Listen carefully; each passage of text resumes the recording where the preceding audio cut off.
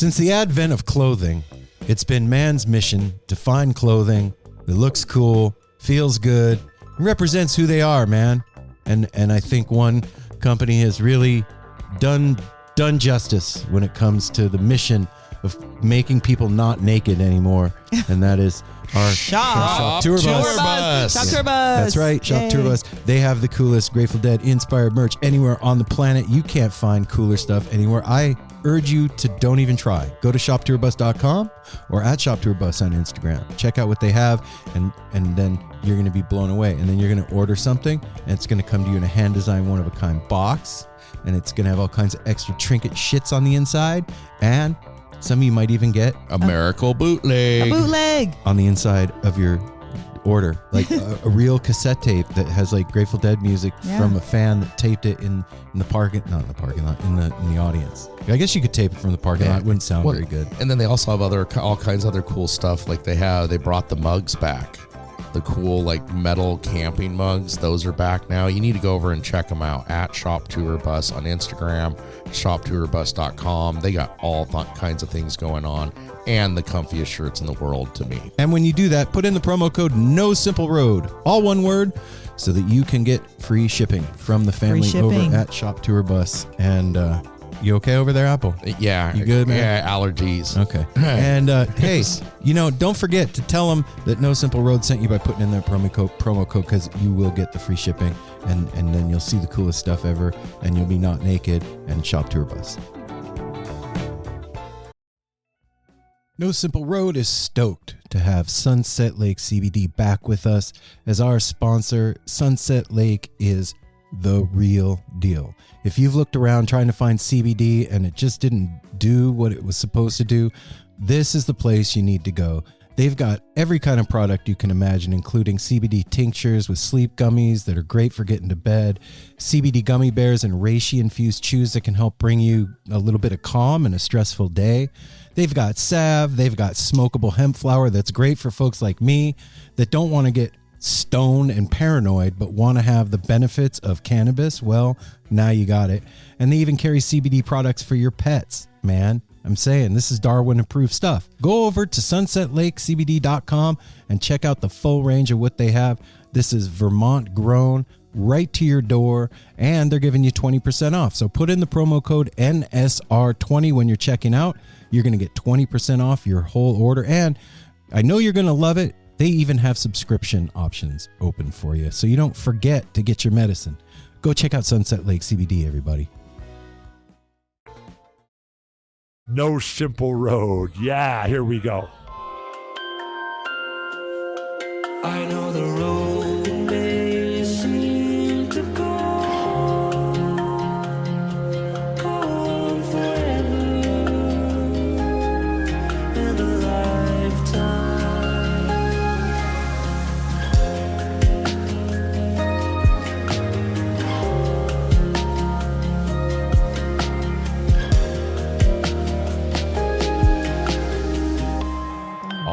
We definitely are time traveling. But here I am. I'm in Friday. We're talking in the past to the future. Yep. And then the future happens and it's the past. No, and then the future happens and it's the present. Whoa. And then we're like, oh my God, we're doing this right now. Hey now, No Simple Road family. We're back in the present. Tell. And the present is a gift. That's why it's called the present. This is Aaron. Un regalo. This is Mel. And this is Apple. And our guest on No Simple Road this week is the one, the only Crystal Flores of the Grateful Dead. Yeah. So if you're not familiar with what a death doula is, this episode is going to completely inform you and simultaneously inform and blow your mind. Yes. Yeah. Your mind will be sufficiently be blown. Yeah. I mean, you don't, well, I don't know. I don't deign to think I know what all of you think at the same time, but most of us probably don't think about death and dying on a regular basis, what that's going to look like, how we want it to go down, how the way that we want our family to approach us, all the things that one doesn't think about when it comes to our time to go. And doesn't want to and won't. yeah, and the cold hard fact of it is that we're all going to go. We're all doing it. And it's the one thing that we have to do alone in life. And why not make it rad and exactly the way we want it? And that's what a death doula does. And I had no clue what that meant. I thought that meant that she like sat by your bedside and held your hand while you passed over to the other side and was like, it's okay. That's part of it. Yeah, but that's not part of it. But same thing. I didn't have a whole picture. When this is very insightful, and I liked that she kind of throws questions at us about like what do you want? Mm-hmm. And we don't think about that because most of us don't want to think about death a lot. And I know it comes up more often with with parents getting older and talking about it. And it's like, let's not talk about that. And then you end up in that moment and it can become a shit show. A shit show, yeah. Well, we've seen it in our own family. We've seen it with friends. I've seen it with coworkers, like all kinds of people that I've worked with that have had really awful times. And, you know, death is hard to make beautiful because we're sad. Mm-hmm. It's a sad event. So it's not the easiest thing to think, oh, I'm gonna, you know, do this beautifully while I'm sad. So that's why you plan it before you're sad. Exactly. To make it beautiful. And that's what a death doula does. Crystal is the proprietor of The Grateful Death. And you can go to her website. Yeah, thegratefuldeath.com. .org. Yeah. Thank you, Apple. And she also has her Instagram account, The Grateful Death, and follow her there. She posts all kinds of really cool stuff on her Instagram account. But I feel like all of you that are listening are going to have a really a much better understanding of what it is to be a death doula. And then if you're anything like me, when she's done explaining it and this conversation's done, you're going to want to hit her up because you want to get this planned while you're happy and young and vital and doing your thing. It made me think about it in a much better way of death and preparing for death. And like when the time comes with whoever, family, loved ones and stuff, like a lot of times when it's done in the moment, everybody's thinking about themselves and their feelings and how they feel, not the person that's getting ready to pass. And that's what's important, is making that person comfortable, giving them what they want and everything. And she breaks this down and made me look at it in a very different way. Yeah. Yep. That's a trip. That just made me think about, like, you know, respecting your dying wishes. And like, what if somebody wants to come see you that you don't want to see? Then they don't like, get you in. don't want them to be in your last days. No. And that's what kind of person Crystal becomes, is like the ability to be like, no, I'm sorry, actually she needs to rest today. What did she say? She's the haver of uncomfortable conversations. That's her job. Yeah. Yeah. But totally. because it doesn't come, like she said, it doesn't come good coming from within the family. Sometimes when there's beef in a family, and Aunt Cindy, who nobody likes, is the one trying to tell everybody what to do. Like, she steps in and she handles these uncomfortable situations and stuff. So we're going to get y'all to this conversation with Crystal from The Grateful Death here in just a second. But before we do that, we have to do the business. So follow No Simple Road at No Simple Road on the social media platforms. You can go to our website and see that No Simple Road has a website. We have a newsletter. We sell merch. We, what else? We have tarot readings that Mel and I will do for you. That's true. You can sign up there. You just showed me something cool this morning, which I think you had before, but if you want to go back and find old episodes, you just go to the search thing, type in a name, and it takes you to it. Well, sort of. He's had it for a little bit. What you do, if you want to find an artist, if you're wondering if they've been on No Simple Road and you're not sure, you can go to the past episodes tab, and down at the bottom is a search field. You can type in the name of an artist, and if they've band, and if they've been on the show, then the episode will come up, and you'll be on your way to listening to the past in the now. Yeah, very cool feature. Yeah. Pretty neat idea. It was all Mel's idea and my implementation. Anyway, that's the website stuff. You can go to patreon.com/No Simple Road. You can get all of our episodes ad-free and a day early by becoming a Patreon member. And I'd like to say a special thank you to all the people in the past few months that have joined Patreon. We appreciate it so much. You've been listening to us and you're like, okay, I'm doing it. Yeah. And then you put your friggin' numbers in the computer and then they send us numbers and we're like, what? Yeah. So thank you so much. And then we can pay our bills. By the way, No Simple Road does cost $1 a month. I know that you're listening to it right now on your podcast player on Spotify or Apple Podcast or wherever the heck you're listening to it, but it does cost $1 a month, but it's on the honor system. Yeah. That's 8 episodes, man. It's like 12.5 cents. I even did math to tell you that. So, you know, go sign up. Be cool, man. Patreon.com/No Simple Road. Then you can call 971-808-1524. That's the No Simple Road tepid line. You have 3 minutes to say whatever the fuck you want. You could do whatever. I'm not even going to give you a list of things you can do.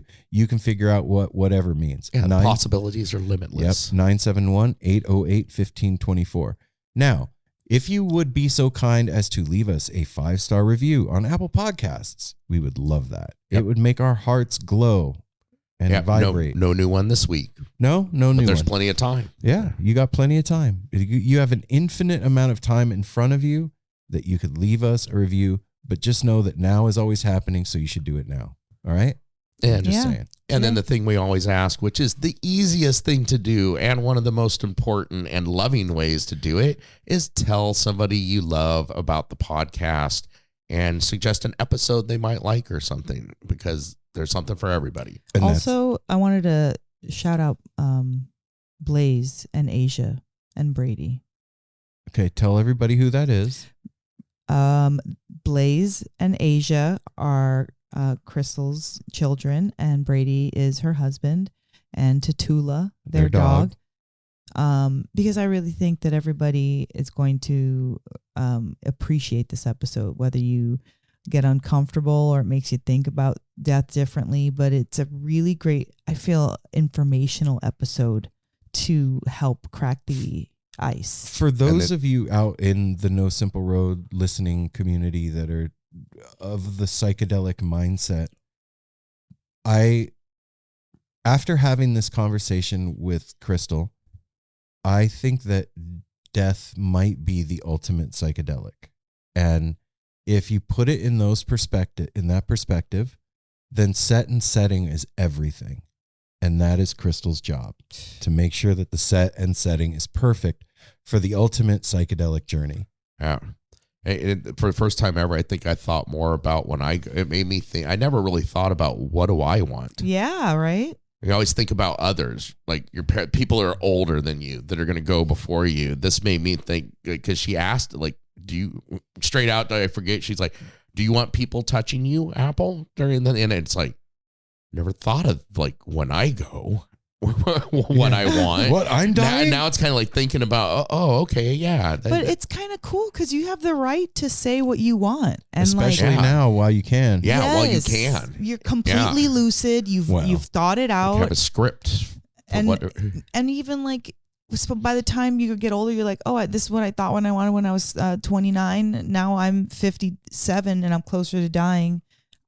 This is what I want now. Yeah. Pretty dope. Mel. Yes. We're in Vegas right now. Woo! We saw a fish at the Sphere last night, and we're getting ready for night 2 right now. We're exhausted. I'm still in bed in the hotel. No, actually, I'm feeling good because I took it easy, and I'm at home. I'm seeing my friends today, and I'm gonna get pumped up for tonight. I can't believe what they did last night. It was insane. I know. Wow. I'm not going to talk about it. No, we can't even have to wait for our recap that. episode. Totally nuts. Apple, totally nuts. You get here to Vegas on Sunday? Yeah, I'm home chilling with Darwin Thank you. now. Holding Thanks down for the hanging fort out. and getting ready for this is Friday, so tomorrow's 420. Dang, you're gearing up. Yeah, I'm doing like 4 events and Put the your feet up, 420 Apple. party's on. Where are you going to be at? Tell the folks where you're going to be at. Maybe Portland family wants to come say hi to Santa Claus. Where I'm going to be at? Okay, let me see here. 420. I am going to be at Portland Best Buds in St. John from 10 to 12. Cool. Then I will be at Nebula on Powell from 1 to 3. Then I will be at Green Mart in Beaverton from 4 to 6. Actually, that one's 4 to 7. That's right. Okay, I only have 3 that day. Yeah, then I have 3 cool. the day before, 3 the day before Right that. on. All kinds of stuff going on. So if you want to go see Apple, that's where he'll be on 420. Don't Nobody shoot cares me. where you're going to be the day before, the day after. No, I was that. just see. I thought Apple I thought I had got 4. I know. Now Stop I'm it. relieved. I have 3 that day. All right. Right on, man. All right. Well, everybody at Fish Sphere, let's do it again. Good job, everybody. I'm proud of you. A+ performance last night. And let's get this shoe on the road. All right? Yes. Ready? Without further ado, the No Simple Road crew gives you Crystal Flores from the Grateful Dead.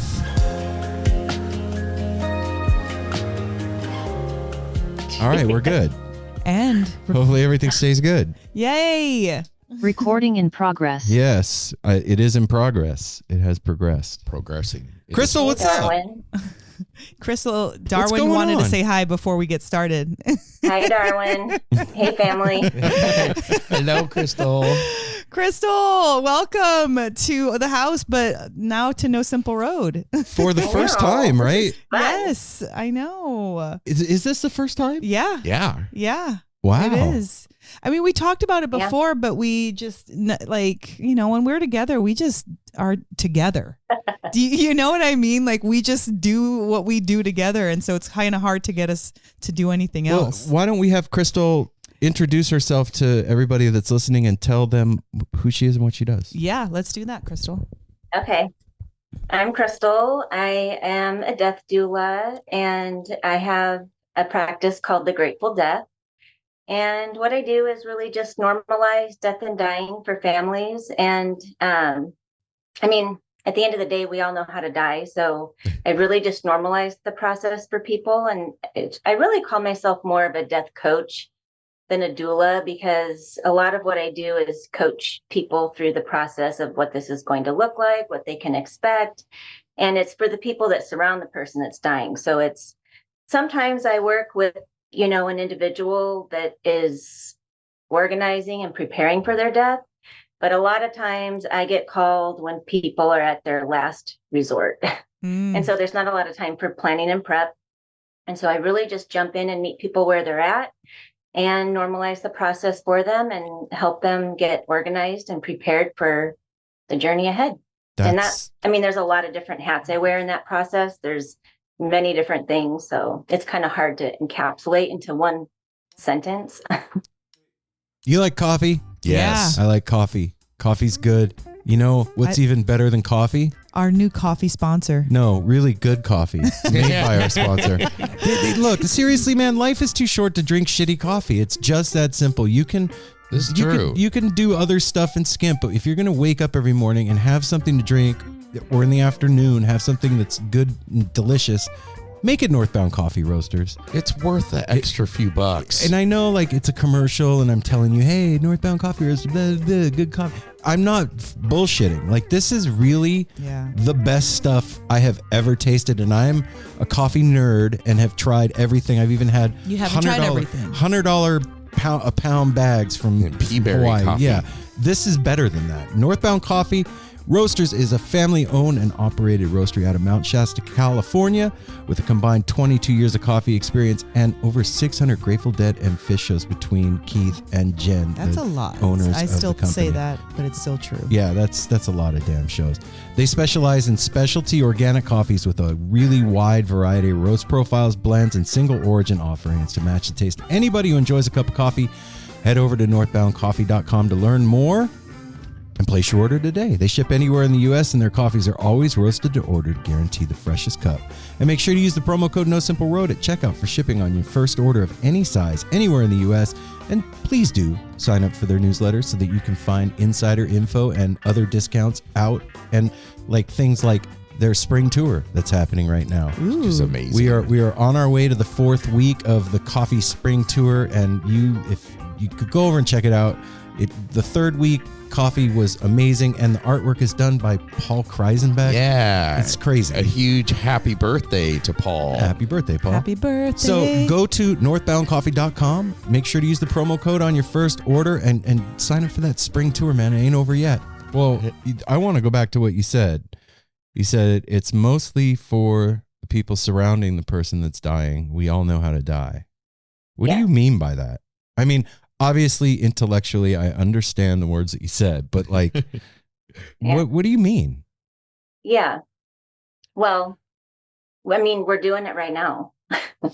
We've been dying since we were born, so we know how to do it, and our bodies know how to do it. The problem is that we don't really make the mind, body, soul connection until it's time, because it's too hard to, I mean, we all can hypothetically talk about death and dying, right? Like, oh, I would never do that. I'll jump off a bridge first, or I'll never do that. You know, when it's time for me, just roll me off a mountain. You've heard them all. Right. But the reality is we can't really think about our own death until we have experiences, close experiences with other people. And really, that is how we can best prepare for our own death, is understanding what the process looks like, being at the bedside, really being present in a way that is not motivated by a task of any kind, because we all know that there's a lot of chaos that happens when people die. Yes. Yeah. People come out of the woodwork. There's a lot of stuff going on. I really manage all of that so that everybody can maintain a respective role and be what they are to the person that's dying. So mother is the mother, sister is the sister, husband is the husband. They're able to come in and be present, and I absorb all of that chaos and organize it. Whoa. But our bodies know how to die.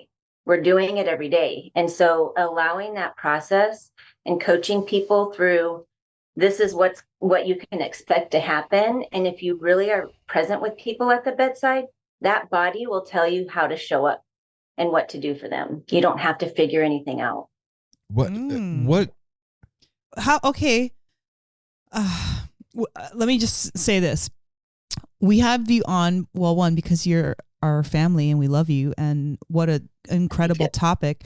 But we had a specific request from a listener that asked to have you on because we, you know, like during the course of like our weekly rewinds, I'll mention like, oh, my friend Crystal came over and we had this amazing weekend and blah, blah, blah.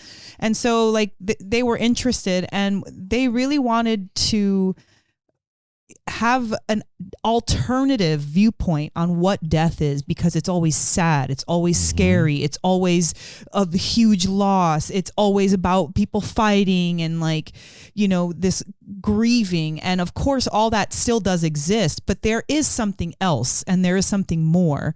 And what you're talking about, I know you're talking about your experience right now, but how did you even gain that experience? I want to talk a little bit about the meat of your story, because it is something that I have so much respect for you and so much love for you. And I think knowing that, it's something that is critical to what you were just talking about, like knowing what to do. I think a lot of people, if they see their family dying, they don't know what to do. They're freaking out. They're screaming, they're fighting with their brother, they're, you know, attacking their spouse, they're doing all these crazy things. So you're right. In one sense, we do know, but then in another sense, we don't know. So how did you get to the you do know part? It's springtime. It's time for shows to be outside and outdoors and in nature and fun and music and family. And what goes better with fun and music and family than some mushroom chocolates? Well, 20% off mushroom chocolates. That's what. That's for sure. You really want 20% off. Yeah, and not just 20% off mushroom chocolates, 20% off mushroom gummies, which they have elderberry, tangerine, and pineapple flavor. And then if you don't like gummies or chocolates, they got you covered with capsules. Yep, Melt Premium Mushroom Chocolates. That's what we're talking about. Go to @MeltMushrooms on Instagram, MELTMUSHROOMS. Hit them up in the DMs. Tell them No Simple Road sent you. You're going to get 20% off for the month of April of your order. And you can get chocolates bars, the whole bar that has 4 grams of their sacred mushroom blend and a bunch of other adaptogens in there. You can get capsules, you can get gummies, you can even get their minis, and you can keep a bunch in your pocket. You can hand them out to your friends at shows and do a whole thing. It's fun in a sack. That's right. That's what it is. And That just sounds like fun in a sack. That's right, man. So go check out Melt Premium Mushroom Chocolates on Instagram at Melt Mushrooms. Yeah, I mean, that was very much my story, which is most people's story, and why I do the work I do, and normalizing this is because I hope at some point this can be just a standard part of care. It's not a novelty or just something for people that can afford it or people that know about it. It should just be a standard level of care, just like birthing doulas. Mm-hmm. But one of the things is, I think very differently about death and dying than the majority, just because I've been to so many bedsides and I've seen some really beautiful moments. But this all came because I have a personal story. I mean, I don't know anybody that goes to career day and says, I'm going to help people die. Okay. It's not a thing. It's just not a thing. I think they'd worry about you. What happens is people that do this work generally have a story that brought them here. Yeah. And that was me. I mean, my parents were 63 years old and just starting an early retirement and moved to the Oregon coast and to live in their sanctuary and live their best life. And, just a couple years in, my mom got brain cancer and she was terminal, and it all happened super quick and out of the blue. And 6 weeks into her process, I found my dad passed away in his bed.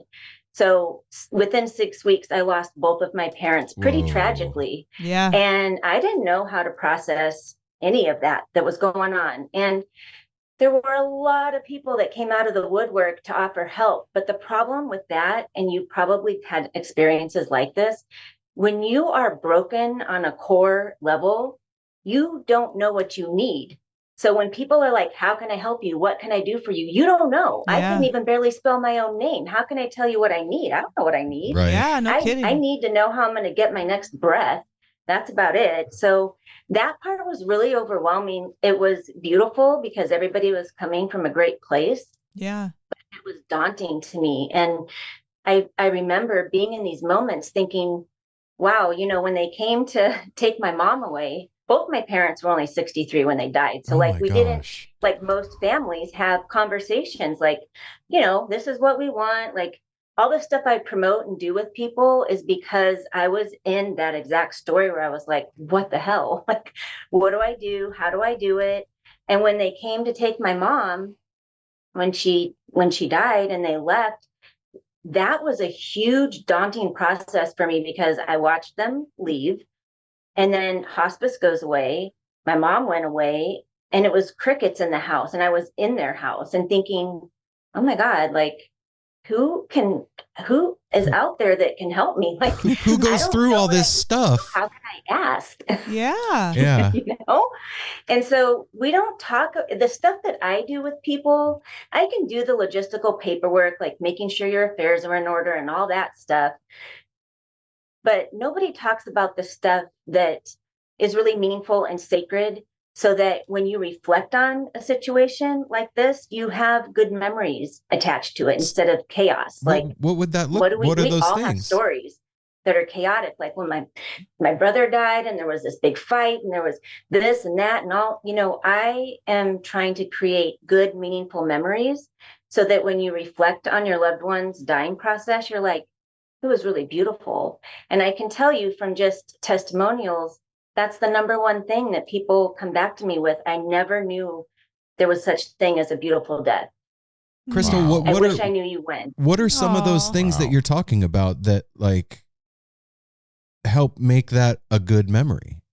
Planning. Because I'll tell you what, when my dad passed, there was none of that. The whole thing is a nightmare memory for me. Yeah.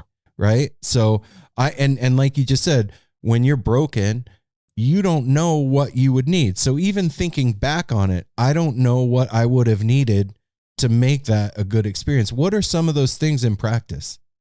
Yeah. What you would have needed is what I needed, which was getting ahead of it. Like normalizing death and dying means we can talk about it at Thanksgiving dinner and it's not weird or awkward. Normalizing it is like, hey, guess what? We're all going to die. So why are we afraid to talk about it? My favorite analogy is, if we sit here and talk about sex, none of us are going to get pregnant. So if we sit here and talk about death and dying, no one's going to croak, right?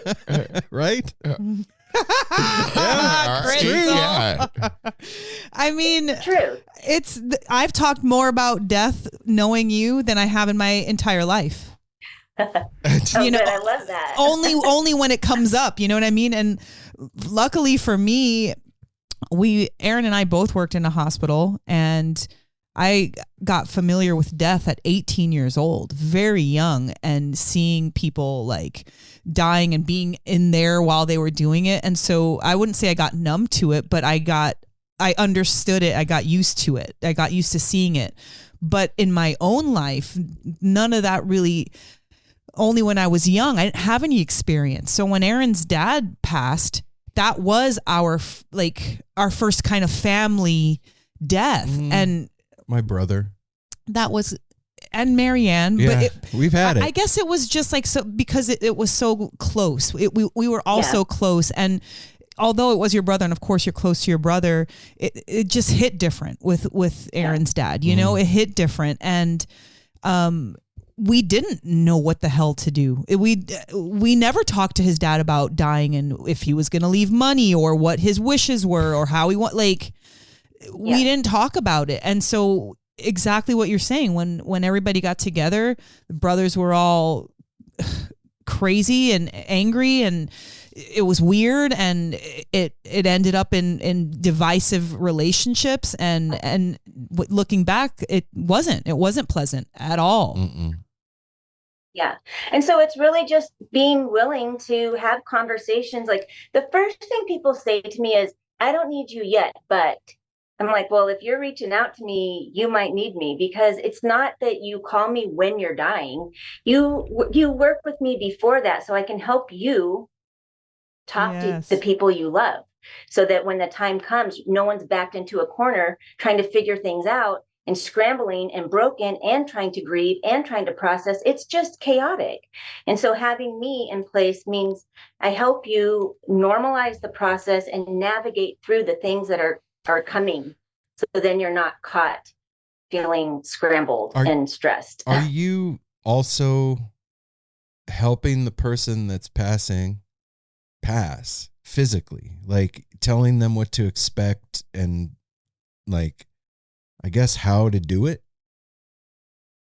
Yeah, I mean, that's a great question. And it's funny because that is exactly how I sort of visualized my business when I very first started doing this, was all these things I was going to do.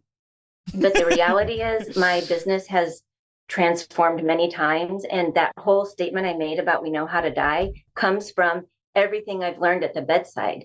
Mostly when people get in touch with me, I work with them weeks leading up to. And so because you and I both live in right to die states, I have a lot of clients that are either going to take death with dignity medication, or they're going to VSED. VSED is sort of my death specialty, if you will. Can you explain that for everybody that doesn't live in Oregon or know what that stuff is? VSED is an acronym for voluntary suspend eating and drinking. And it sounds horrible, but it's not. If you have somebody that knows what they're doing, that works with you in advance, that helps to plan and prep. The plan and the prep is the backbone to a good dying experience. That's the bottom line. If you remember nothing else, that's it. So being prepared and having somebody that can help you, give you the death that you want, is going to create calmness in your environment. And that's my number one goal. And so people that come to me for BSED are typically people that have a dementia diagnosis, because you lose all your rights once you have a dementia diagnosis of any kind, because you have to be of sound mind in order to make that decision. Right. And so the people that come my way usually have Parkinson's, MS, dementia, something that, it's not illegal in any state to voluntarily suspend eating and drinking. It is your legal right to refuse nourishment, but that's not something that is practiced or is accepted in a lot of different states and a lot of different family dynamics too. And so sometimes I'm working with people alone because their family doesn't support what they want to do. And sometimes I'm working with a whole family, but I think we are really fortunate. And I know this because sometimes my work is just talking to somebody that lives in Pennsylvania or somewhere that doesn't have a right to die in place, and they don't know who they can trust and who they can ask questions to. So sometimes all I'm doing is having a phone conversation and giving people permission to talk about what they want. And sometimes what they want is, I want to stop my chemo treatment, but I feel guilty because my family is waiting for a miracle, or I don't want to fight this disease process anymore. I'm done, but my family doesn't want to hear that. So, that's kind of how I integrate. I think I got way off topic. No, I think that's right on topic, because the family part is a lot of why we fight to stay alive. Yes. And we don't want to look at our daughter's eyes and be like, I'm done. It's hard for us to say that. And so even in death, we're trying hard to stay alive for someone else, when in just letting go would be the easiest. What you're supposed to be doing. Yeah, it's that allowance. I give you permission to say, I don't want to fight anymore. Let's create a meaningful end for you so that we can grant your wishes. And sometimes that means just, well, let's open up a conversation with the people that love you, because that's the hardest part. And is that back to the beginning when you said you're there and you absorb that chaos? You mean that physically, and also dealing with the family to calm them down and everything, and spiritually. How would you do it? How do you do that? What's some of the practices? Well, let's just hypothetically say, someone in your family is dying, and people are coming out of the woodwork, and then everybody wants to see this person, okay, once they're on hospice, everybody starts I want to see them. I want to see them. I want to see them. Well, if I answer the door and say, hey, I'm really sorry, Aunt Sue, today's not a good day. I would be happy to give a message to your sister, your brother, whoever. They're not really going to take offense to me. I call myself the bringer of uncomfortable conversation. because what are they going to say? But if you answered the door and said that, they would be like, well, who are you to say I can't come in and talk to my brother? The go-between. You're the go-between. Yeah. That's and back to Erin's question, the bedside, the care part. Mm-hmm. I'm at a point now where I have realized where my work is most valuable is with organizing and managing, preparing and planning. Mm-hmm. And the bedside care is something I'm willing to do, but I have, a network, a team of caregivers that have worked with me on a lot of different cases, and they are much better to be at the bedside and utilize me for the harder things, the family dynamic, the spiritual stuff, all of the things that get sticky is where I come in. And then my caregivers do the bedside care. I'll be at the bedside, but it's more expensive. Okay. All right. So that makes sense. I want to go back to the absorbing of these difficult things, because I know you on a personal level. I know that you are super spiritual, but that's not how you walk around either. But there's practices, there's things that really happen to you. You really get beaten up, or maybe you connect with somebody that's really close to you that you didn't expect, and it's hard. How do you alleviate that from yourself? How do you take away that chaos in your own spirit and body? Well, that whole part has been a huge learning experience, and I don't think I'll ever be done learning it. Yeah, I have. That's not a one-word answer. Yeah. I am physically empathic, which if I could choose a different gift, I would do that. because I absorb people's physical pain in a way that is it really complicates my life, because I'll come home and I'll have these weird things happen, like bleeding gums or pain in parts of my body that I've never felt before. And it took me a while to realize I haven't created good boundaries around what I'm giving so much that I'm open in a way that that is not good for me. And so I have learned, and I'm learning how to, show up with love and compassion, do what needs to be done, but also not take it on. And it requires a lot of discipline on my end. It's easy for me to do all these things and to go to people's bedsides and to do the work because I love the work. What's hard for me is making sure I am giving myself the self-nourishment that I need to protect those boundaries. So that's the part that I will probably never be done learning because it's an ongoing process. And yeah. Well, I imagine too, it's like different in every situation you go into. Oh, yeah. There's no guidebook. Like this is how you do it for everybody in every situation. You probably learn new stuff every time. Yeah, you're right. And the value of having the doula is that I show up compassionately with a lot of love and a lot of tools in my toolbox, but I'm not attached to your family dynamic. And so it makes things a lot less complicated because I can say the things that need to be said without offending people, or maybe if they're offended, they just don't tell me. That could happen too. Yeah. I can say things that family members can't say, right? Yes. And so that's really the value of having somebody that can come in that's not related. I don't ever recommend that a loved one crosses over into being, that was my story. I was there over my mother for the 6 weeks that I had her. My dad died. We didn't know how to even talk about it or process it. And here I am taking care of her. And she's my mother, right? So I'm changing her, I'm cleaning her, I'm doing all these things. That is not dignified.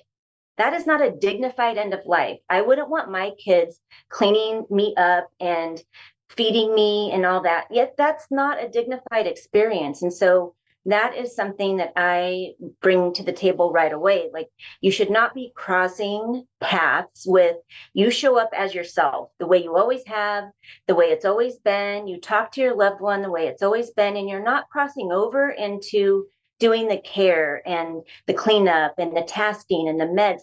I missed out on so many beautiful moments with my mom because I was so hyper focused on all of the things that had to be done. Yeah. Okay. And who was going to do it? That could have, right. Well, what it sounds like, Crystal, is you're giving the person and the people in their circle a chance to truly spend time together before that person's gone, without the weight of responsibility on them, and in the roles that they are accustomed to, so that they can process that loss and in real time say the shit that they need to say without distraction.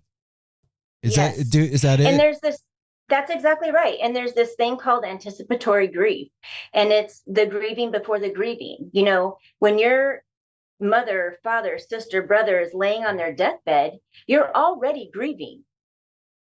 You're grieving the person and the relationship that you used to have. Now you've got something new that is about to end. And so I help to normalize all of that and create a space where people can understand that how much comfort is in this statement. What you're saying is normal. Wow. This thing that's happening is normal. That brings so much relief, that alone. So it's kind of like that. It's like that. I take this thing that's happening that is so overwhelming, I normalize it, I tell you what you can expect next, and I encourage you to be yourself at the bedside, because you are creating memories right there. And those are the memories that are going to be most recent for you. Those are the things you're going to reflect on the most. Yeah. I think that in our culture, we've treated death and dying a lot like taking a shit, or like an STD. Like taking Don't a talk shit. about it. Like we do it in this certain place. Nobody gets to see you while you do it. If you have a problem with it, then you need a medical professional to handle it. And there's a good heaping of guilt usually in there too, with everybody towards the family and the person dying. And if you look at other cultures around the world, just like look at India, like there's dead people in the street, and maybe that's also that's the flip side all the way to the other extreme of what I'm talking about. But there is a happy medium in there. There's got to be, right? Like I always think about this. Nobody that's ever been alive on planet Earth hasn't died.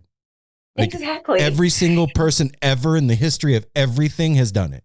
So Yeah, and back in what Apple said, there is so much guilt, and a lot of that guilt comes from the dying person feels guilt and like they don't have permission to say what they really want to say, which is, I'm ready to go. You know how hard that is when your family is like, but I love you and you have so much to live for. And I think if you just keep trying, like, this is what we do in our culture. We're so afraid of death that we will do any and everything to avoid it. And that means even we don't talk about it, or it might happen. And so It's happening. That's so We're weird. doing and it then right like now. the people that aren't dying are inadvertently guilting this person that's dying and Yes. making death harder than Yes. it already has to be.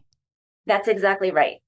That's what when my sister got cancer and passed, she battled for 4 years, and like sitting with her like in the hospital when it was the end, she didn't do it for her.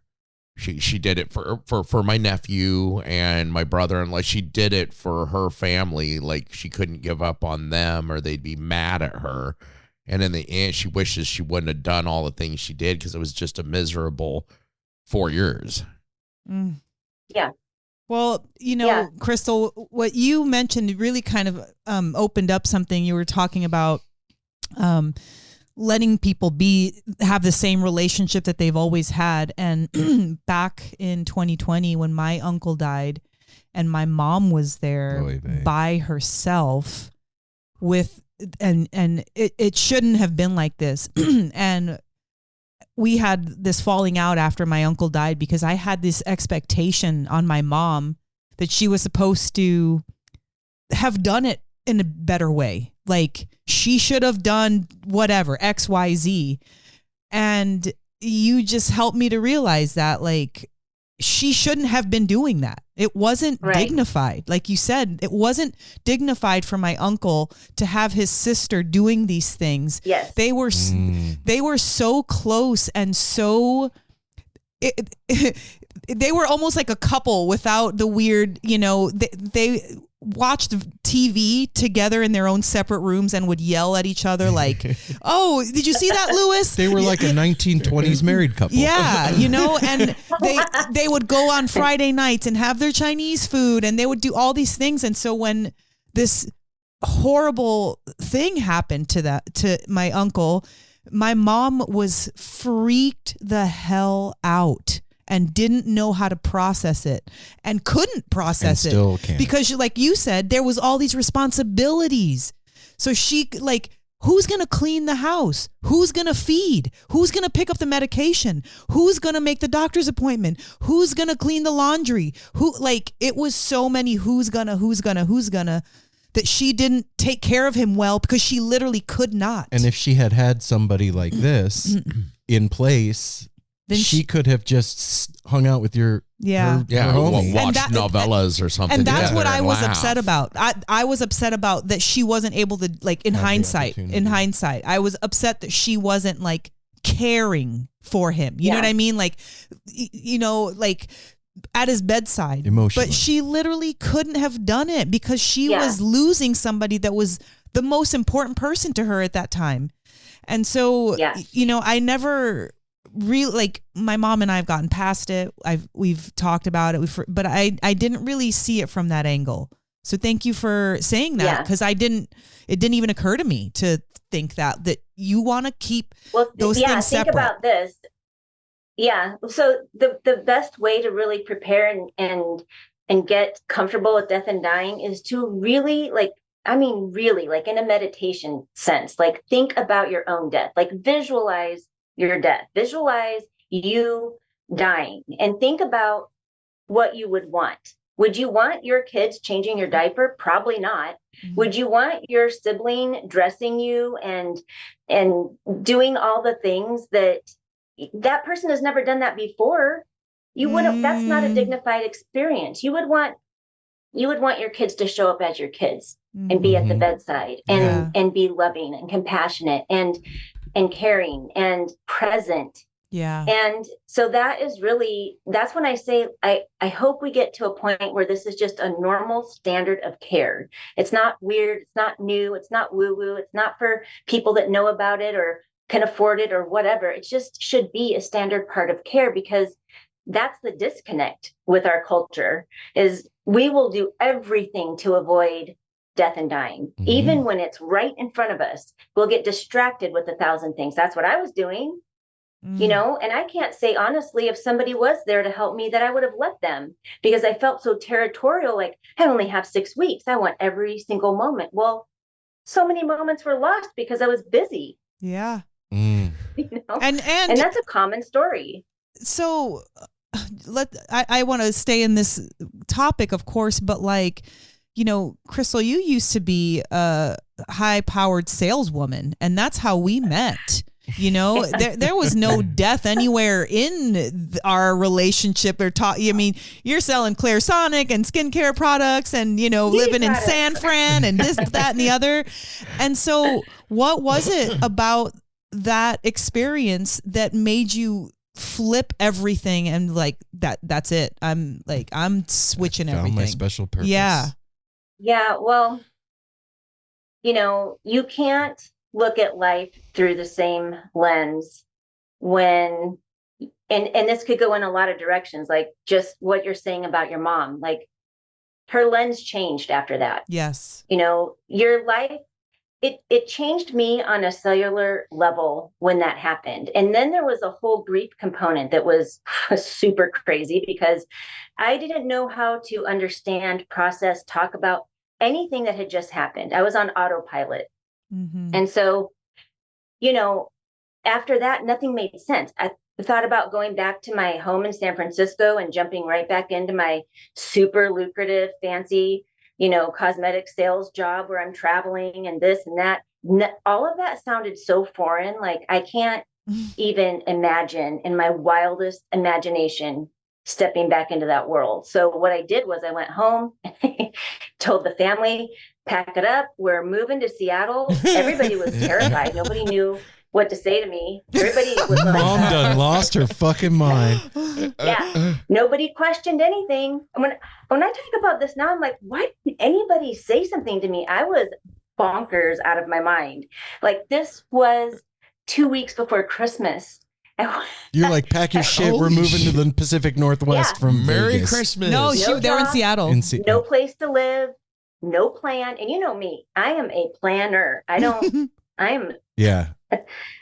do anything without an agenda or an itinerary. But we packed up and moved here with nothing, and no plan. And no one said a word to me. Everybody was terrified. It was like crickets. Mom's freaking out. Nobody say shit. Oh Yeah. my God. I think everybody was afraid for their own life after that. Oh, shit. I mean, with good reason, though. Well, I mean, it And makes so sense. here we are. Yeah, no, it makes sense. And, you know, there's a whole side of this that we aren't even really talking about, too. It's like the last time you and I were together, we were driving in my car, and you said something to me that really, like, I mean, I've known what you said, but I felt it. Like somebody that has been to the show is telling me about the show, kind of thing. Like, oh, you were like, you know, Aaron, we don't die. I am thoroughly convinced after doing this job for this long that there is no death. I don't believe in death. What do you mean? And that's that whole... That's what makes me great at my job. I don't believe in death. I have been to so many bedsides. And, well, let me just take it back to my mom. I have a better relationship with my mom now, that we don't have all the earthly bullshit to get in the way, the expectations and the experiences. None of that gets in the way. I'm way closer to the essence of my mother now than when she was earthside. And I have been to so many deathbeds, and I've worked with so many families. I've seen so much. I don't believe in death. I believe this is all, you know, energy. And I think our conversation, Aaron, was also stemming from like spirituality and what, you know, people believe. And, you know, I say this often, like, none of it really matters. None of it matters. There's no like, oh, this is the right way and oh, this is the wrong way. If your deity is Bozo the clown and that's who you call out when you're dying, guess who's showing up for you? Bozo the clown. Like, Yeah. I don't know about that one, man. I don't know about if I want Bozo showing up. that is just, I believe it in energy. We're energy and we just shift energies. And I mean, this little house I'm in is full of dead people things. Like, the other conversation that's hard is when I say to adult children, the dying person, I have to tell them, your kids don't want your shit. That's the hardest thing to hear. Your kids don't want your shit, but they don't. Yeah. And That's true. Yeah. Maybe a couple things. Yeah. Yeah. Something that's special, but China that has been passed down, like nobody wants it. Sorry. But how are you met? Like, what's the median response to that? Greetings from Evergreen Podcasts. We're rolling out a listener survey and we want to hear from you. The information in the survey will help us gather statistics and in turn make our shows more appealing to advertisers. I know most people don't like ads, but this is one of the only ways our shows make money and help keep their lights on. We promise it will only take a few minutes, but the impact on our podcasts will be tremendous. As a token of our appreciation, we'll randomly select one lucky participant each month to win an exclusive merchandise package from Evergreen Podcasts. Head to evergreenpodcast.com/listener-survey to help a show and possibly get some free stuff for doing so. We can't thank you enough for the support. Now back to the show. Well, it usually starts with, wow, you've been in this house for 60 years. There's a lot of stuff here and you've got about a month left. What are we going to do with all of this? Oh, wow. Oh, my kids, they'll handle it. I'm like, no, they won't. And they don't. I've been on that side of it too. It all goes to the Goodwill. Yeah. Mine went in a big dumpster. Yeah. Yeah. They pick and choose what you want. Your kids don't want your things. That's a hard thing for me too, because I love my things. So I think everyone should love my things, especially my kids. Yeah. They don't. No. We all think that. Hey, Crystal, I know you, especially your kids don't want all your stuff. They want their own stuff, you know. They got their own shit. Yeah, they got their own. Yeah. But I have some great stuff. You do. You have want some your dope stuff. shit. Yeah. I'll take some of your stuff for sure. You can have it. Well, I think I love that. friends are more likely to like because usually when you're friends, you have similar tastes and things, and Yeah. Okay, I could see it. like Aaron's, kids are you like, both have a bunch of no dope thanks. stuff. I don't want your stuff, dude. I want to talk you want about a few of them things. I want to talk about something that you also incorporate in your work, which is soul collage. Mhm. What is soul collage? How do you incorporate it? Yeah, soul collage has really, I mean, it sounds so silly, but it has changed my life. And I love soul collage for grieving, and I love soul collage for any awkward situation, which is typically what I'm in with death and dying and families, because it's a nonverbal way to understand, communicate, and work through feelings. And so the soul collage process has actually been used in therapy worldwide. It was created by Sina Frost, who was inspired by Carl Jung. And it's a process of getting out of your thinking mind and working with imagery. And it's essentially creating the most sacred deck of cards you will ever own, because it's made for you and by you. And a lot of times what comes up in these soul collage classes, people don't know why they choose certain images. And that's part of that process, is choosing images, not because it will look good with this and because, oh, this is a theme here. It's choosing imagery from a soul level. Like, you look at something that inspires you or something that repulses you. That is up for something. I carried around a picture of a bat in my soul collage folder for a very long time, because I had a childhood experience with bats that terrified me. And I had this whole thing about bats. And so when I saw this image of the bat, I was teaching a class, I took it, I put it in my folder, and I finally made the card eventually. But the idea is working with shadow and light and understanding and incorporating all the parts of us. And with grief, it gets really sticky. It gets really complicated. And so working with imagery is a way to understand what you're feeling without having to put words to it. And so talk therapy doesn't work for everybody, you know? Yeah. So this is a way to work with your feelings, understand yourself, and not have to speak it. You understand more as you go. And the more soul collage you make, the more connected you are to your own. We have all our own answers. You know, just like we know how to die, we know how to heal too. But we just look existentially, you know, for all the things to make us feel better, when really we've got everything we need right here. We just don't allow the time and the space for it. So the soul collage is like you're pulling archetypes out of. Yes. Yeah. Okay. Okay. So at what, like, give an example of an instance you would use that in your practice. Actually, I just happen to have Ooh. the card that I made with you. Oh, it's dope. Yeah. So wait, what was your question again? How would you use it in your in your work? Like, what is an example of a way that you would use soul collage? So with my work, what is really nice is to do soul collage for grief, and that can be anticipatory grief. You know, people that have family members with dementia, there's a lot of grieving going on before that person dies. You are watching someone you love and someone you know deteriorate in a way that they are becoming someone that you never knew. So you're already grieving that person.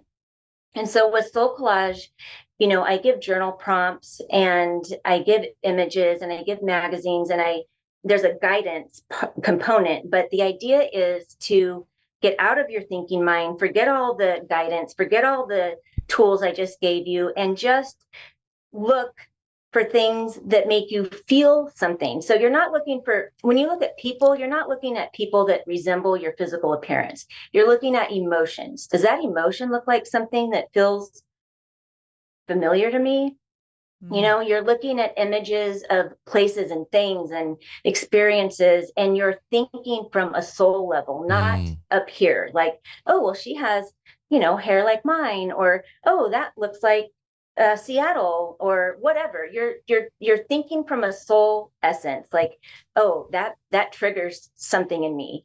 And so creating cards, you know, through the grieving process helps you to understand some things that you don't bring to the surface. And a lot of times people have these really beautifully heartbreaking moments in soul collage because, oh, I don't know why I chose this, but now that we're not just making the cards, I teach you how to read the card. And when you read the card, that's where the connection comes in. Like, oh my God, I don't know why I chose that picture, that tiger. But now that I'm doing this journal prompt and I'm talking about it, it makes sense because ABC, XYZ. There's just a lot of connection with imagery, but we are really caught up in, you know, verbal therapy and the shoulds. I always tell people, don't should all over yourself. Just get in there and pick some images that feel like something. So is that something that you'll do with the person that's passing? If they're willing. Yeah. I mean, I have a whole bag of fun things that I like to do with people. I know you and your bags of fun. Playing games with dying people, Crystal. Crystal's bag of tricks. Well, everybody out there, if Crystal ever visits you, she's like Mary Poppins with like 1,000 bags, things coming out of different bags inside the bag, presents. And then every snack you treats, can think of. Yeah, snacks. I mean, you're a walking party. You're literally a walking party. And that, I can't think of anybody better than to show up.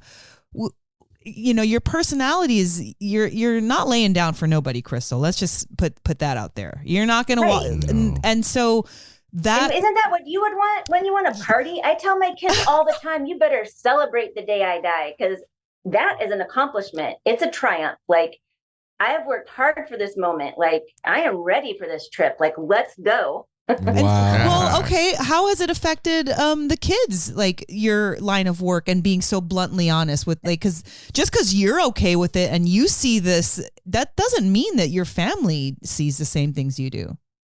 Yeah. Well, they don't really have a choice. It goes like this. Can we talk about something else? We're bored of this one now, Mom. We've talked about this enough. Yeah. Well, but I mean, here's what it really comes down. This is really where our two businesses really connect. Like this whole thing is about connecting with people, right? Mm-hmm. Yes. And that is exactly what I do. Like the thing I love most about, I feel like I've got the most privileged education that nobody can have, because I am learning all of the most best kept secrets about the one thing we're all afraid to talk about in real time, all the time. The things I have learned at the bedside, the stories that I have, the experiences that I have been through. I mean, right now talking about it, I have full body goosebumps. Yeah. Like it is such a privilege. If you knew what I got to see and do every day it's like what you're doing. Like all these things are inspiring. Well, I get to see this death and dying business through a whole different lens. So that's why I say I do bring the party. I mean, make it fun. Yeah. Make Absolutely. it you. And don't make it sad unless you want it to be sad. That's what you want. Well, you know, do you suggest, like, for people listening, right? Like you're healthy, you're in your 40s or 50s and you got, or even in your 30s or 20s, whatever. Yeah. right? And you got kids or whatever, your family. Do you suggest talking about this with them now while you're healthy and everything's cool? And Yeah. You do. I have something called the Grateful Death Intention. It's a worksheet. It's $9.99 from my website. And it is all of the questions that I wish I could have asked my parents. Because here's the thing, we only know our parents as our parents, right? We didn't know who they were when they were young and what they were doing before our existence. And so this isn't just for parents, but this is a document that has all the questions that we don't normally ask. And then here we are, this person is dying, and we're trying to figure out how to make it meaningful and special and sacred, but we don't know the answers to most of the questions because we don't ask. Like, what is meaningful to you? What is sacred to you? What do you not like? Like something as silly as I hate the smell of grilled onions. So when I'm on my deathbed, could you maybe not make hamburgers in the kitchen? You know, things like that. Yeah. Comfort things. Yes. But we're too afraid to voice that stuff when we're the one dying because we feel guilt.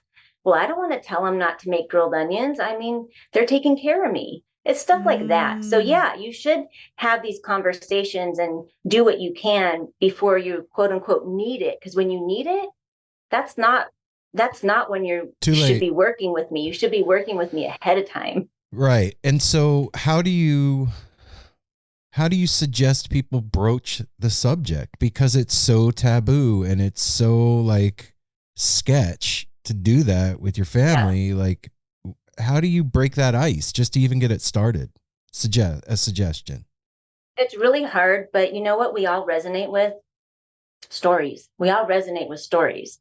When you get to share a story that hits home for someone else, they want to hear more. And so if you can share an experience, a story that somebody's interested in hearing, it's a great segue into, and that got me thinking about my own death. And I thought maybe you might want to know what I want. Yeah. Wow. So this is a weird part of it, but you have to be compensated for the work that you do. This is a business, you know, you're not just doing this because you're fun. And what does it look like as far as like cost to do this? Yeah, great question. So in the beginning of my business, you know, because this was a whole new thing for me, I had a serious case of I have to do all the things. But that's just me anyway. You know that about me. Like I like doing all the things. The problem is that when you do very heart-centered work, money's just awkward anyway, right? It's just weird. It's just weird to talk about money. People are weird about money. Yeah, it was weird even asking you what you charge. Yeah. Exactly.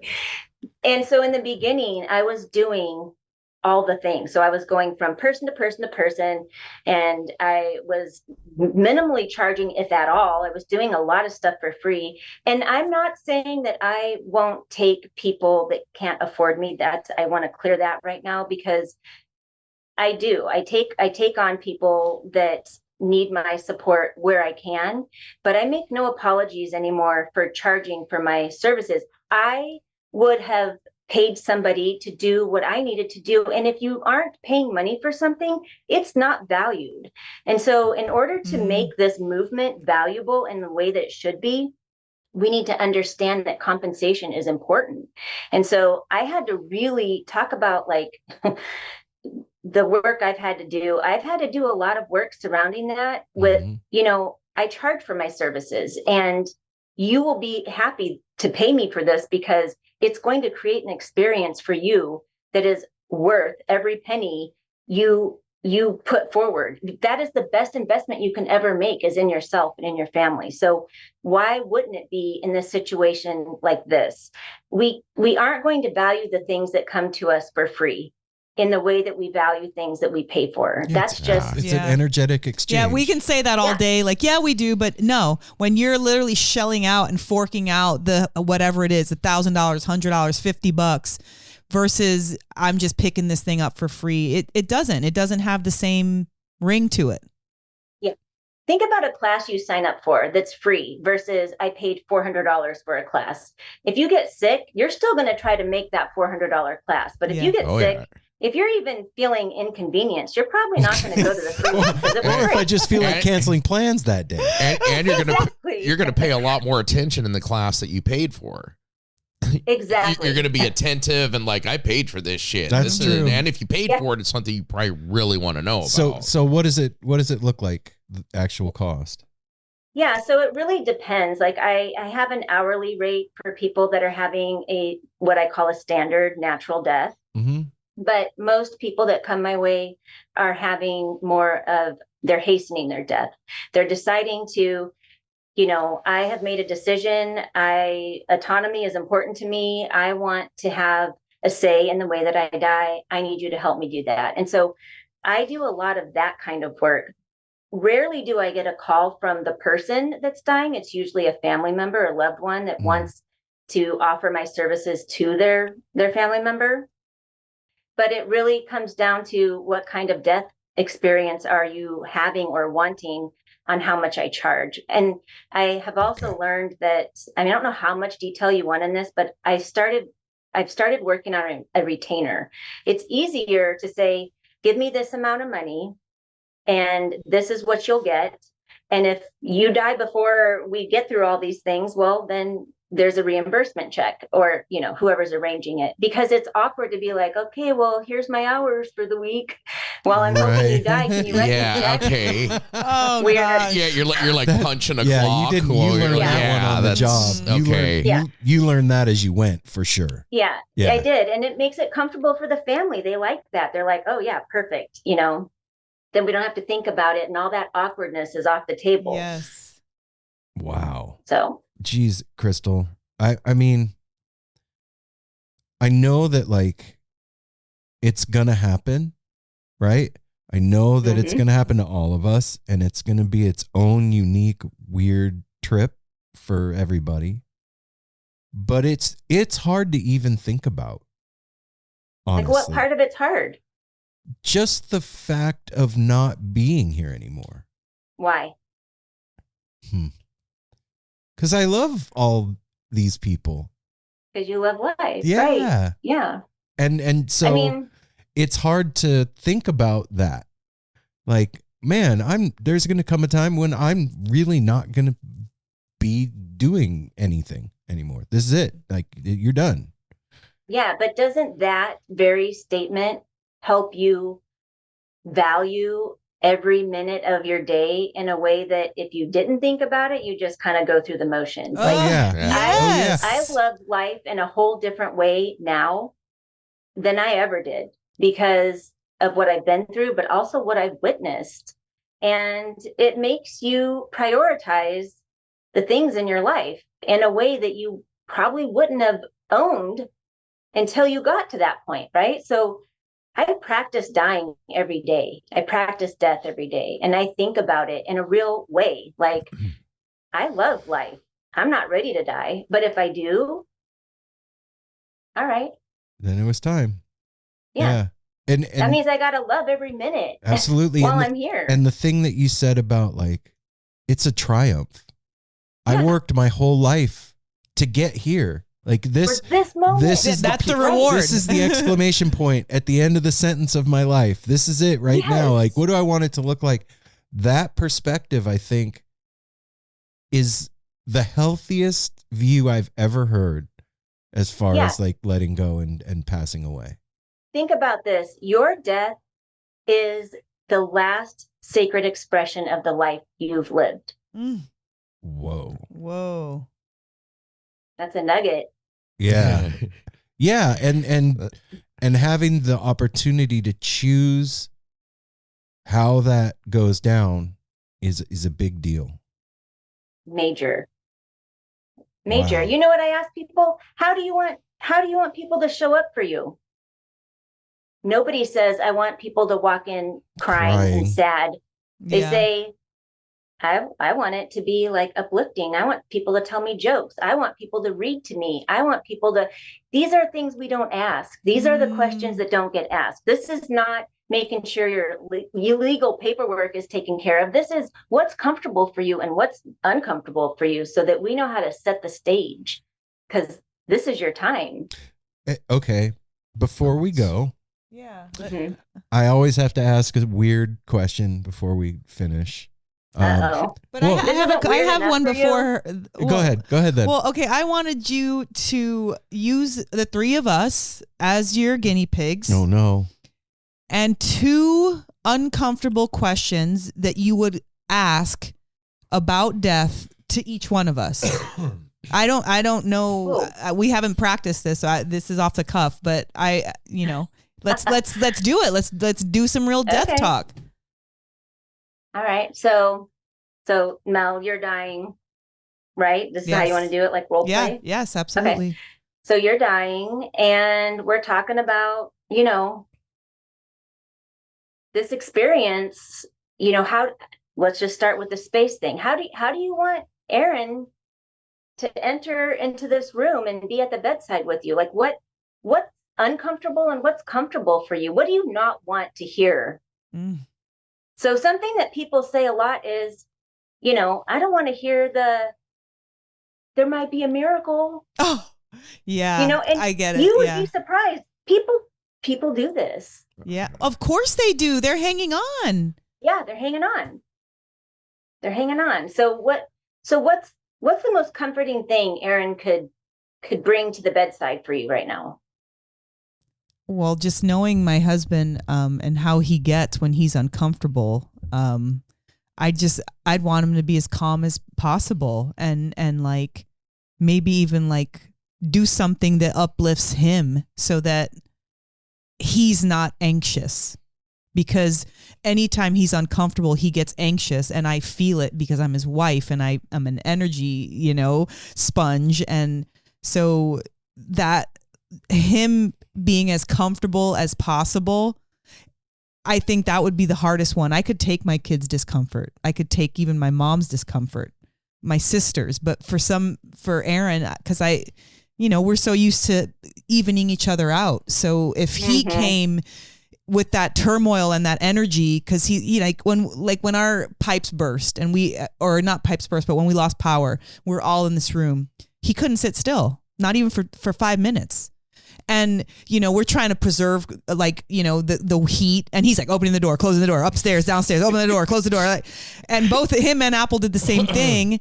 But that was very jarring to the situation. You know what I mean? Like it didn't cause comfort or bring down the energy. And so I feel like if Aaron was at my bedside, if I was leaving first, I wouldn't want some level of,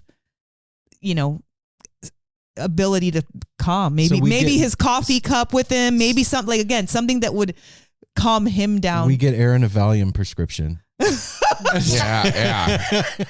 You give him an anti-anxiety medication. I know that's probably a hard thing to to say for somebody's, check your energy. You want Aaron to be chill. Yeah, that would make him comomfortable and able to be there. You want chill Aaron in the room. I want chill Aaron in the room that can hang out and not feel like he needs to go smoke 20 cigarettes or just look at his watch or feel. I want him to be present with me. I guess that's the short answer. I would like him to be present with me instead of grieving already. Yeah. You're still here. Yeah. Yeah, I'm still here. Like, let's kick it till I'm not. Yeah. Right. Yeah. Okay. Good answer. All right. So Aaron, spiritually, what would bring you comfort and what would bring you discomfort while you're on your deathbed right now? Like, what do you not want people to bring into this space spiritually? I don't want anybody bringing in like crucifixes or stuff like that in my room. I don't want any of that talk around me. I don't want any like religiosity brought into the room. Any religion? No, none, zero. I got my own deal. I don't need anybody's help. Like, I'm good. So yeah, none of that shit. And I think the stuff that's around me now is the stuff I would want around me. Pictures of my kids, pictures of Mel, posters of shows that we've been to, pictures of us at concerts, flowers, candles, memories of life. Yeah, stuff like all the dope shit that we've done. I want all that around me.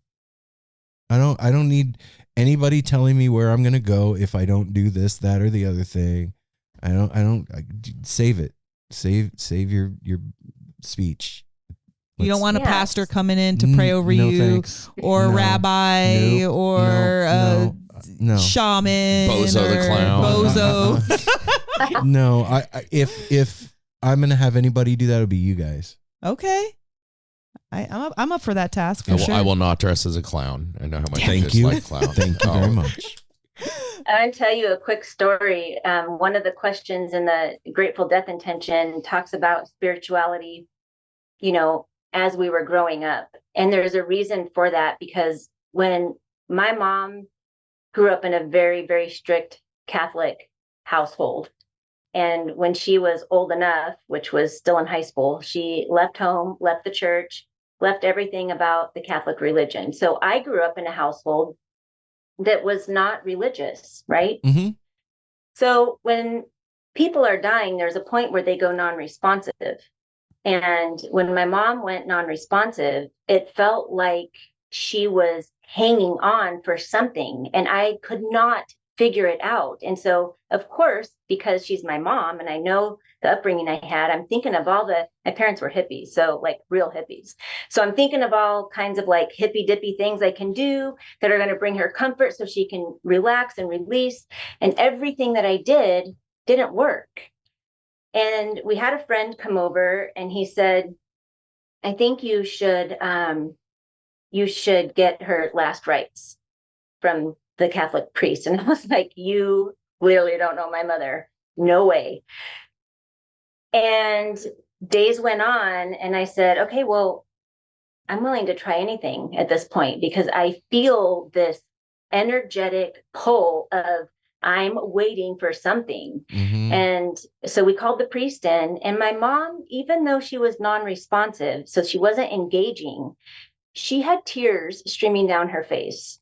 What the fuck? And then she died not long after that, because it was part of her DNA at that point. Like, Yeah. she grew Built up in. She It's grew up in in you. a Catholic Yeah. home. And when I thought back to it, I realized, oh my God, there was a point where my mom stopped. She knew I was taking care of her, but she didn't know she had brain cancer.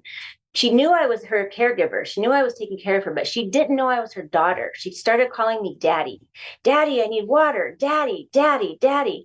So in her mind, so this happens to people when they die, they can go back They to revert. what's called primary way of thinking and knowing life. And that's where she was. She was her child self. I was daddy. She was her little girl self. And she knew that this was the protocol. Like, she really was waiting for that. How would I have ever known that? I would have never known that. So that's a question that's on the intention for that reason alone. Just because you feel a certain way now doesn't mean you felt that way as a child. And when you're dying, it's just like when you come into the world, you're coming in alone and you're going out alone. Mm. And this is all you got. So you don't really know what you're going to resonate with at that time. Mm. All right. Wow. Dang. Apple, your turn. Well, I just want to say this last thing before you ask Apple's question. Like, when Aaron's stepmom passed, she also was she did that. She reverted back because she thought I was her mother and wanted me to kiss her and hug her and like call me mom. And I was pregnant with Simon at the time, and she just, I thought it was so weird because we weren't very close. I mean, we were, fine. We weren't close. Well, Aaron and her weren't close, but I was cordial with her and nice and everything. But it was just so strange that she just welcomed me in as her mother at that time. Yep. And, of course I went along with it. Like I said, from a young age, of comfortable with people dying, it was okay. It's not okay, but you know what I mean? Well, it is okay. It's okay, but it was just a strange situation to be in. But that puts a little bit more light on that too. Yeah, and you wanted to provide comfort. Absolutely. No matter what. Yeah. That's what I did with my sister too. My sister at the end stage, when everything went to her brain, the last operation they did about a month before, it was basically described as like a frontal lobotomy, but more they had to scoop out a lot and go in. And she was a child, which was, in retrospect, it was kind of sweet because she wasn't in pain anymore that we had seen before. All of a sudden she was smiley and everything was like, what's that? And she did that in the hospital. She called me grandma, which my grandma had already passed. She's like, tickle my arm, because my grandma used to tickle our arms when we were kids. So I sat there and tickled her arm, and she just smiled. Oh. And it was kind of a horrible thing that she had to go through with the operations and stuff. But that was like kind of a saving grace at the end. It let her go back to being a child, and then she let go like a month later and was able to go on. And yeah, I mean, it's that kind of stuff. That's our own coping mechanisms too. Like, we do things we probably wouldn't think we would do when we're dying. Things are not making sense in the way that we go through life right now. So, that's actually really beautiful and gave her comfort. And same with your stepmom. Like, the things that happen in the end are not usually reflective of how we're, navigating through life right now. All right, All right, back. Apple. Catastrophe averted. How do you feel about physical touch? Would you want anybody to physically touch you? What would be comforting and what would be not comfortable for you when you're on your deathbed? I'm okay with physical touch. That's always kind of been a thing in the family. Like, I just say, like, the thing my grandma tickling our arms and stuff like that. Dude, it's most likely going to be us though. So I'm not tickling. No, I'll tickle your arm. I was say tickling my arm. Well, the thing I wouldn't be comfortable with is something you already brought up, like Aaron and Mel. This is my brother and sister, and I wouldn't want anybody having to change me or any of the growth, like the thing. I mean, I've known Aaron almost my entire life. I would not want him to have to like wash my pecker and wipe my ass and say, this is not shit. Don't worry, bro. We're really fucking close. And that would be, to me, to both of us, that'd be humiliating to both parties. You know what though, man? I'll be honest with you. I would do it. You'd do it if you had to. I would totally fucking do it if I had to. Yeah, I would too if I had to. But absolutely. My choice as a person my God, on my way out would be like, that's the last thing I want, man. Can't you hire somebody to do that stuff? And I would that's the dignity part. Yeah. What's dignified for you? That's exactly right. And to me, I bet you if my mom would have had the opportunity to answer that question, she would have said that very thing to me. Yeah. I don't want my daughter changing my diaper and washing my boobs and like, Yeah, that's not good. But and then on the other end, the things I would want is like these two would be the best at too, is I comfort. I would want my most comfortable, like, fabrics. My sister had that thing too. In fact, I have several things of hers in my room that we sat there and rubbed together. A silk scarf and a cotton thing. Is textures. Apple's got to have his Muffy binky. Yeah, I'd want a rabbit, my Muffy. I would want a rabbit fur, and that's I'm sorry, PETA people and everything, but there's nothing like real fur, and sometimes that's a nice thing to have is fur, and I'd want all my comfort things. And even just having this conversation, it's kind of fun. Yeah. Like, Yes. it's kind of fun to set the stage for It's your like own playing death. Dungeons and Dragons with death. Yeah. Yes, it is. Yeah. Yeah. Okay. Weird question before we go. Time. Okay. What's the weirdest thing you've seen happen at the bedside? You don't have to name names. Yeah. This is of course not. Okay. All right. So I had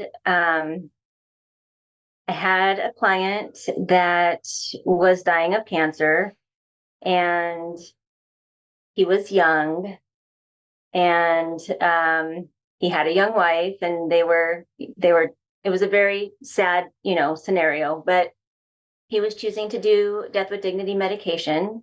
And so it was a very, beautifully arranged experience.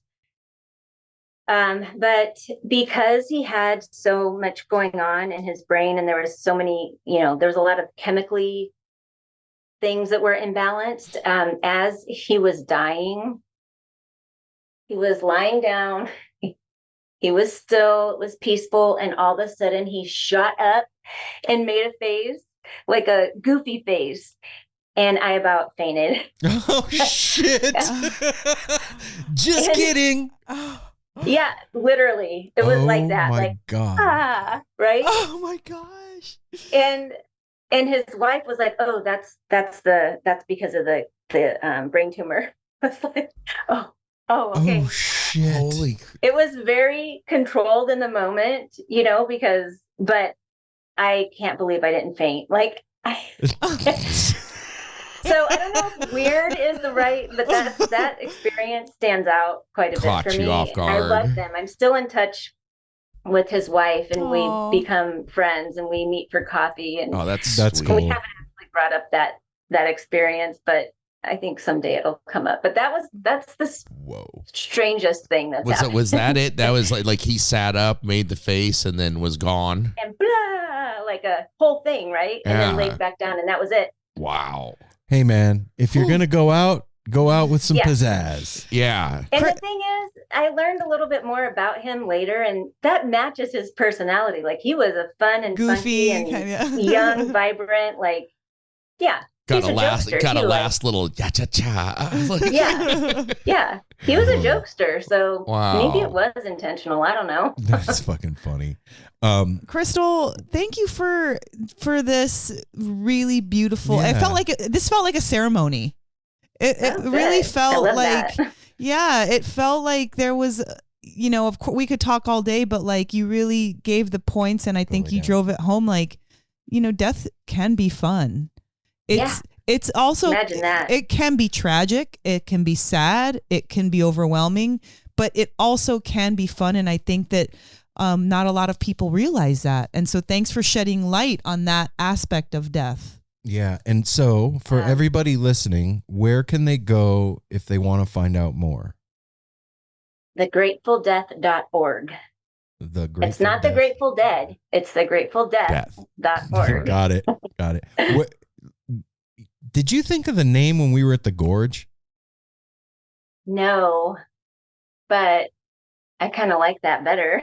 But I remember when you called, like we texted or you called or something, and you were like, "Oh my God, I got the name." I remember that. I had a download. I really did. It was just a download. Like, it was one night.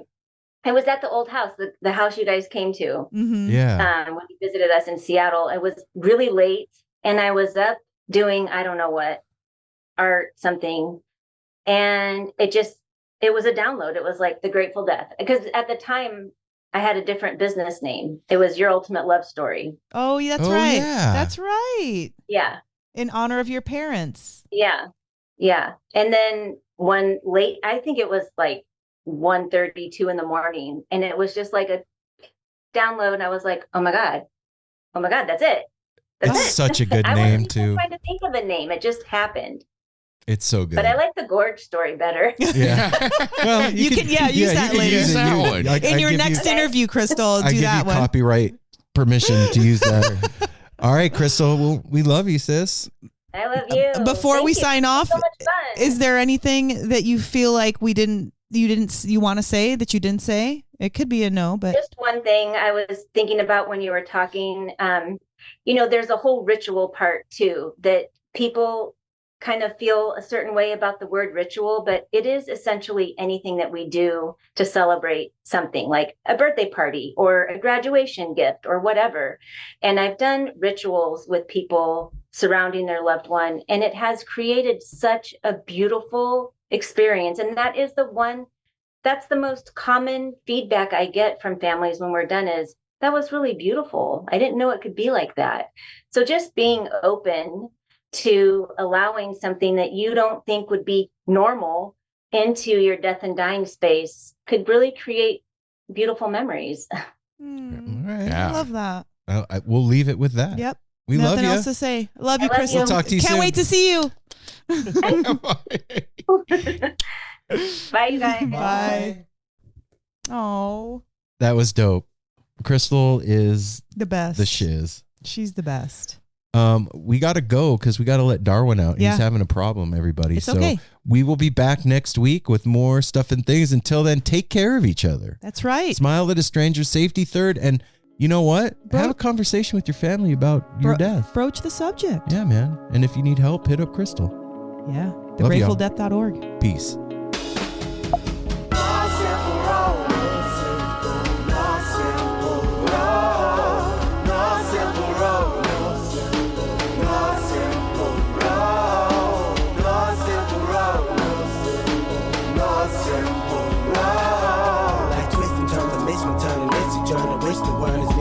But it's a burden. Family needs has been deferred, and hella means been the earth, and alchemy can bring the birth, the melody of a newborn. So persistent, so resistant, so insistent, so commitment, so resilient, or haven't you learned it? There's one simple road. No simple road. No simple road. No simple road. No simple road. No simple road. My windshield is shattered as I focus through the spot in the corner that is still intact. The react is both a defense mechanism as well as a fear. We've traveled this road before, so we may think, but it's a tad bit of strange similarities that feed an A equal A complex. The fears of your past do not equal the perplexities of the current road.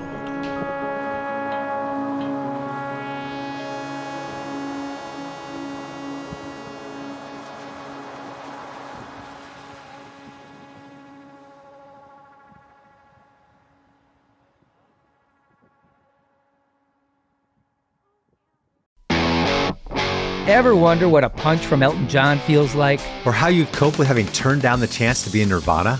Or what signal Keith Richards gives when he wants you to get the hell out of his hotel room? Fans of Too Much Effing Perspective don't have to wonder, because they've heard these exact stories and a jillion others on our podcast.